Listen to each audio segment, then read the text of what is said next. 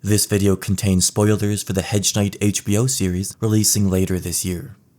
Aegon V Targaryen was the 15th king in Targaryen history, and this is the 16th video in my Targaryen Kings series, in which I explore and analyze the reigns of each king in the Targaryen dynasty. Aegon ruled Westeros for 26 years, from 233 to 259 AC.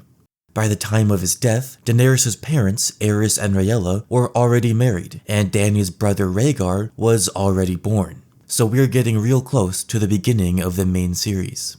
By the time of Aegon V's birth, dragons had been gone for nearly 50 years, and Aegon, like many Targaryens before and after him, became determined to bring dragons back into the world.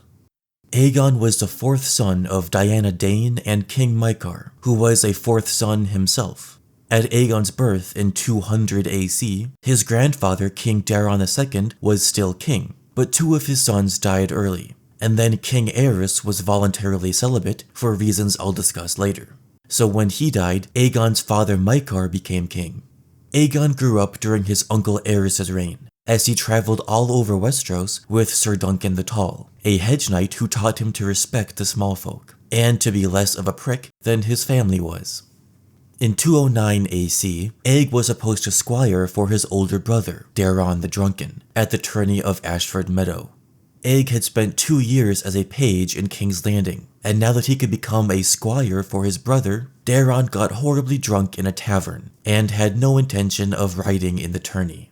So Aeg pretended to be a stable boy, which was possible because Daeron had shaved Aeg's silver hair, and Aeg followed Sir Duncan the Tall from the tavern to Ashford, where he begged to be Dunk's squire. Dunk didn't know that Aeg was Prince Aegon until Aeg's brother, Prince Aerion Brightflame, began abusing this puppeteer named Tanzel, whose puppet show depicted a knight slaying a dragon. Due to his fragile ego, Aerion began breaking Tanzel's fingers until Aeg fetched Dunk, and Dunk punched Aerion, and was thus imprisoned. When Dunk defended himself in a trial of 7, Aeg convinced Sir Renly Baratheon, the Laughing Storm, to fight for Dunk by pouring a flagon of wine over his head. Even though Dunk was fighting Aeg's own father and brothers, Aeg took his side because he knew it was the right thing to do. Besides, Aerion was a creep who used to put a knife between Aeg's legs and threaten to transform him into a girl, and then he'd have a sister to marry. Not only was this insanely cruel, it was also unfathomably stupid, because Aerion already had 2 sisters he could have married, Daella and Rhae. There was no need to cut off Aeg's penis, all Nero and Sporus style. Nero and Sporus? This is not IP I'm familiar with. I'd castrate you and marry you in a heartbeat. But luckily, it was just an empty threat. Aegon's genitals remained intact, and he went on to father 5 children. Dunk and Aeg traveled south and visited Aeg's older brother, Maester Aemon, at the Citadel. Aemon gave Aeg a mule he named Maester, and Aemon was also the one who gave Aeg his nickname. The brothers were only 2 years apart, and had a shared interest in prophecy and the return of dragons. For most of Aeg's childhood, his uncle Aerys was the king, with Aerys' uncle Bloodraven serving as the hand. It seemed that King Aerys told Aeg about a prophecy he read about dragons returning, and he and Bloodraven shared an interest in the arcane arts. So this is a generational thing, spanning from Bloodraven to Aerys, from Aerys to Aemon and Aegon, and from Aemon to Rhaegar. In the Reach, Dunk and Aeg were hired by Sir Eustace Osgrey to help him with his border dispute against Lady Rohan Webber. Here, Aeg helped Dunk rally the small folk of Standfast, although the peasants were terrible fighters and would surely die. Aeg wanted to use the Targaryen ring he kept hidden inside his boot to out himself as Prince Mycor's son. Maybe that way, the struggle between Osgrey and Webber wouldn't come to battle, so as to not break the king's peace in the presence of a prince. Or at least, Aeg could have Osgrey send for reinforcements from his father at Summerhall. Aeg wanted to risk his secret identity, and thus his own safety, to prevent the small folk from being needlessly killed. Later, Dunk and Aeg traveled to White Walls, a castle in the Riverlands, because there would be a wedding, and thus a tourney. They were really on their way north because Aeg wanted to see the wall, and Lord Baron Stark had put out a call for help against the Greyjoy raiders. At the tourney, we realize that Aeg is willing to stick up for his own family as much as he does for the small folk. Another squire accuses Prince Mycah of having intentionally kinslayed Baelor Breakspear, and that Mycah intends to do the same with his other brother, King Aerys. To defend his family's honor, Aeg punched the squire. As it turned out, the wedding at White Walls was secretly a meeting of the minds behind the Second Blackfire Rebellion. Intent on defending his family, Aeg showed his Targaryen ring to the maester and went to speak with Lord Butterwell of White Walls himself. Aeg threatened that his father Mycah was coming to White Walls with an army, but in truth, Bloodraven showed up instead. After arresting Daemon II Blackfire, Bloodraven says that Daemon's dream of a dragon hatching at White Walls did come true, except it was a metaphorical dragon. Aeg had hatched into a fierce and confident young man. After White Walls, Dunk and Aeg finally did go to Winterfell, where they dealt with the She-Wolves and the House Stark succession crisis. That novella hasn't been written yet though, and neither have any of these. Hopefully we'll learn more about Aegon's youth in the future. In 220 AC, when Aegon was 20, he married Lady Betha Blackwood. It wasn't an arranged marriage. Since Aegon was so far down in the succession, he was allowed to marry for love. The story of Aeg falling in love with Betha Blackwood probably happens in one of those unwritten novellas. Apparently, after She-Wolves of Winterfell, the village hero takes place in the Riverlands, so maybe Dunk and Aeg go to Raventree Hall and meet Betha. It's also worth noting that Bloodraven, the Hand of the King, was half Blackwood on his mother's side. He probably knew the Blackwoods very well, and I wouldn't be shocked if he had something to do with this union. Perhaps Bloodraven saw Aegon as a worthy Targaryen to become king. It's a little suspicious how 11 Targaryens had to die before Aeg could ascend the throne. And to make King Aeg an even better bearer of the prince that was promised DNA, his offspring should have both Valyrian and First Men blood, combining the magical genes of the old gods and the Dragon Lords. Or maybe Aeg just thought Betha was hot, and too much time on the road with Dunk put him in dire need of some Blackwood ussy. Anywho, Aeg and Betha moved to the Red Keep in 221 after King Aerys died and Aeg's father Mycah became king. The next 12 years aren't super detailed, but we do know that Aeg fought with his father during House Peak's uprising. This is where King Mycah got crushed by a rock, so Aegon must have taken command of their army and squashed the Peaks himself. This was 233 AC. Aegon was 33, and his wife Betha had given birth to all 5 of their children. First came Duncan, who Aeg named after his best friend and mentor, Sir Duncan the Tall. Aeg's son was Prince Duncan the Small. Jaehaerys came next, then Shaera, the middle child and one of my favorite Valyrian names for a girl. Then came Daeron, and finally Rhaelle, who is actually the grandmother of Bobby B, Stannis the Menace, and Renly the Peach. It really shouldn't have been a question who would succeed King Mycah to the Iron Throne, but there was a great council in 233 AC. Aeg's oldest brother, Daeron the Drunken, had already died from an STI he probably caught from a sex worker. Aerion Brightflame had already died too, quite infamously, when he drank a jar of wildfire under the impression it would magically transform him into a dragon. Aerion was deeply unwell, and even though it manifested in him being a horrible bully, it's a little sad to think about the lack of mental health resources in Westeros. This was a death that could have been fully prevented with some therapy, or perhaps institutionalization. Aerion was married to his cousin Daenora, and they had a baby boy named Maegor, who technically should have come before Aegon in the succession. There was also Maester Aemon, who was a maester, and who declined the offer to become king. There were some lords who didn't trust Aegon because he spent so much of his formative years roving the country and mingling with peasants. Aeg was brainwashed into believing the small folk deserved rights, and to the landed gentry who depended on the small folk's slave labor to produce their food and wealth, this was a very scary trait for the king to have. A different, non-Targaryen claimant showed up to the Great Council as well, Aenys Blackfire. the fifth son of Daemon I Blackfyre. Bloodraven promised that Aenys would have safe conduct, but everyone should have known better. Bloodraven's shenanigans ensued, as he sliced off Aenys Blackfyre's head and then proceeded to display this severed head to the rest of the Great Council, as a warning to any lords who might still sympathize with House Blackfyre.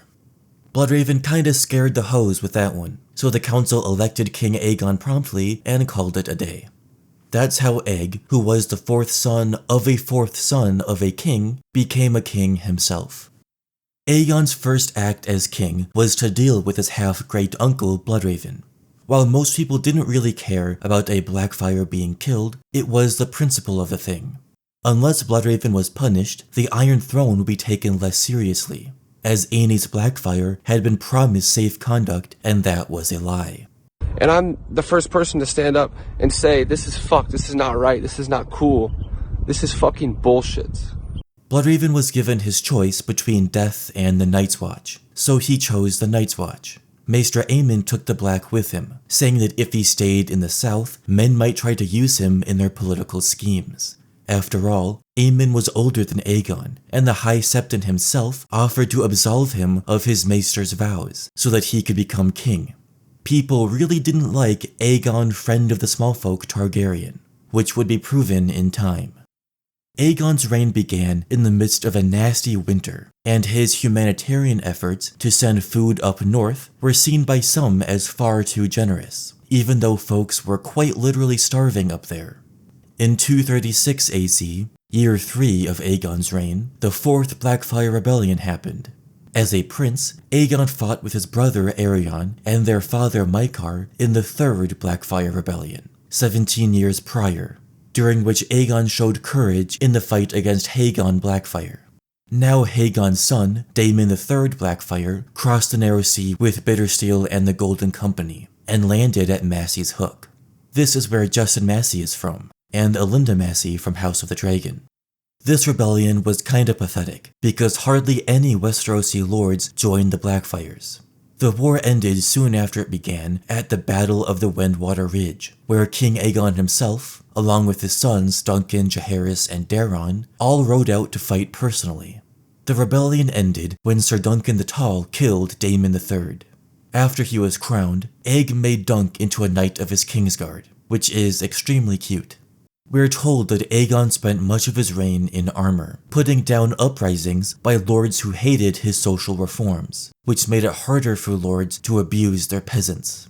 No specifics are really given about which lords rebelled, but some were quoted as saying King Aegon was a bloody-handed tyrant intent on depriving us of our gods-given rights and liberties.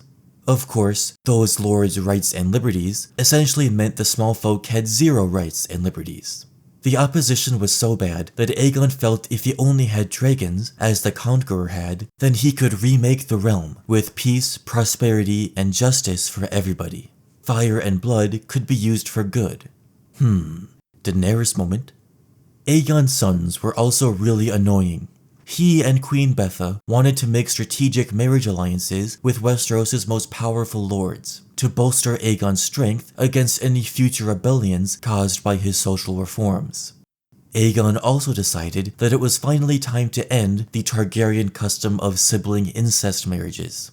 Maybe this is because Aegon spent so much of his youth away from his family, and thus away from the incestuous indoctrination. Or maybe incest didn't necessarily bother him, and he just needed to use his fertile offspring as political tools. Aegon's heir, Duncan the Small, was betrothed to a daughter of Lord Lionel Baratheon, the Laughing Storm. But when Duncan was traveling through the Riverlands, he met a common girl named Jenny. She lived in the ruins of Oldstones, which used to be a great castle of House Mud, who were kings there during the Age of the First Men. Oldstones is where Robb told Catelyn he wanted to name Jon his heir, and we see a member of House Mud in House of the Dragon, this old dude trying to marry Rhaenyra. This actually makes no sense because House Mud went extinct thousands of years ago during the coming of the Andals, but I guess this was just a little bit of fan service. However, I take this lore very seriously, and I am a fan who has not been serviced by this. This isn't important.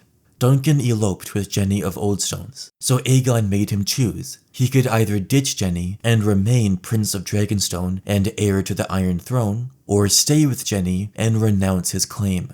He chose the latter because he was in love. The Laughing Storm was not feeling giggly, and he tried to rebel against King Aegon for breaking the betrothal. This culminated in a trial by combat in which Sir Duncan the Tall forced Lionel to yield. But since Aegon was so nice, he let Baratheon live, and to smooth things over, he made his daughter Rhaelle marry Lionel's heir, Ormond. Whereas her father and brothers got to choose their spouses, Rhaelle was a girl, and if she didn't want to marry Ormond, it didn't matter. A year later, in 240 AC, Jaehaerys, who was the new heir, became emboldened by Duncan's refusal to be shackled by an arranged marriage. Jaehaerys was incestuously in love with his little sister Shaera ever since they were kids, so now they got secretly married too. Jaehaerys' namesake, the Conciliator himself, did the same thing. He secretly married his sister Alysanne when he wasn't supposed to. Aegon had already betrothed Jaehaerys to Celia Tully and Shaera to Luther Tyrell. But at the ages of just 15 and 14, Jaehaerys and Shaera had already consummated their marriage, and Aegon felt forced to accept it. If that sounds like a young age to be having sex, remember that Viserys II became a father at age 13. His wife was 20. The youngest son, Daeron, had been betrothed to Olenna Redwine ever since they were both 9 years old. This is the woman who would later become Olenna Tyrell, the Queen of Thorns. In 246, when Daeron was 18, he refused to marry Olenna just like his brothers had done. Although for Daeron, there was no other woman. He actually never got married, although we read that he preferred the company of a knight called Sir Jeremy Norridge. Most readers believe Daeron was gay, and if this was true, it's kind of nice that Aegon and Betha never forced him to marry a woman anyway. By the way, in Book 3, Olenna says she was the one who put an end to her betrothal to Daeron, but that was written in 2000, and The World of Ice and Fire came out in 2014, so that info is probably more correct. The truth could be somewhere in the middle. Olenna is a sharp woman who probably realized Daeron was gay, so she and Daeron both refused to marry.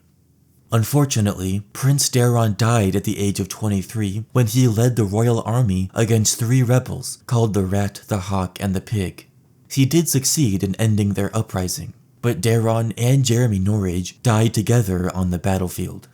Now in his 50s, King Aegon began to dream of dragons. The way this is worded, I'm not sure if he was having literal dragon dreams like Daenerys, or if he simply had the ambition of hatching a dragon egg. Regardless, Aeg tried everything to hatch his eggs, and I do mean everything.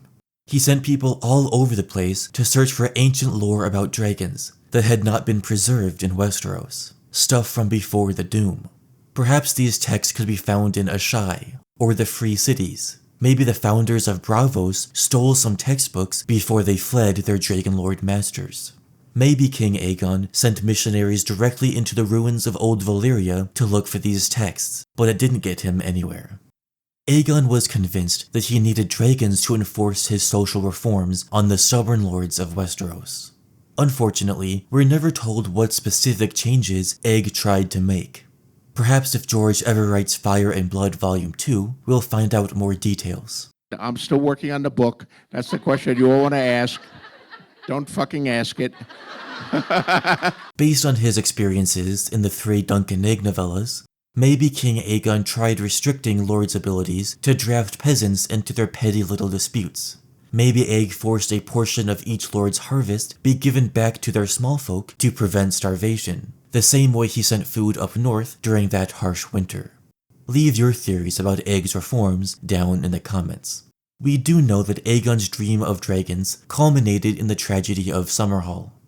In 259 AC, the 26th year of Aegon's reign, he gathered up an unspecified number of his family at Summerhall to celebrate the impending birth of his first great-grandson, Rhaegar. The only concrete information we have is this ink-blotted snippet from Maester Corso. There were 7 dragon eggs, pyromancers, wildfire, and the valor of Sir Duncan the Tall. Most readers surmise that this was a dragon hatching attempt, or perhaps even a blood sacrifice.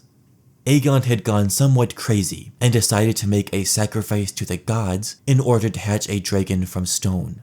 Dunk's valor probably refers to him saving Rhaelle, Aegon's granddaughter, so that she could safely give birth to Rhaegar outside as Summerhall and her family was burning. We know for a fact that King Aegon himself, Prince Duncan the Small, Sir Duncan the Tall, and Summerhall's maester, Corso, all died. It's likely that Duncan's wife, Jenny of Oldstones, died there too, and perhaps Aeg's sisters, Daella and Rhae, and their children. Queen Betha probably died, and maybe Aerion's son Maegor, if he was invited. The few who did survive refused to speak of it, probably due to post-traumatic stress disorder induced by watching their family members burned alive to death. Or maybe they loved King Aegon so much that their refusal to speak was meant to protect his reputation in the history books. Perhaps Aeg really did go mad, and he tried to sacrifice someone like baby Rhaegar to hatch a dragon. When Dany hatches her 3 dragons, there was sacrifice involved, blood magic. In fact, Aegon V might be a prototype for Dany in other ways. Daenerys is the only other Targaryen who seems to care about common folks. She goes on an entire crusade to try to end slavery in the East. George has called Dany a rescuer, who wants equality for everyone, and to be at the same level as her people. Aegon's undoing was his inability to control his children. Those marriage alliances would have given him the support of houses Baratheon, Tully, and Tyrell to help enact his social reforms. Dany's undoing, so far, is similar. She has to lock up her children, the dragons, because she thinks she should rule Meereen with politics instead of fire. But at the end of Book 5, she realizes what Aegon realized, and what Abner Marsh realized in Fever Dream. Better if it ends peaceful, but it's got to end, even if it has to be with fire and blood. Aegon tried to use dragons to help the small folk, but he failed. Dany uses dragons to free slaves, and succeeds until she chains them up. Once Dany goes fire and blood on the slave masters, the slaves will be truly free. Let me know down in the comments your thoughts on Aegon V's reign. Where does he rank amongst his predecessors? Thanks for watching and subscribing.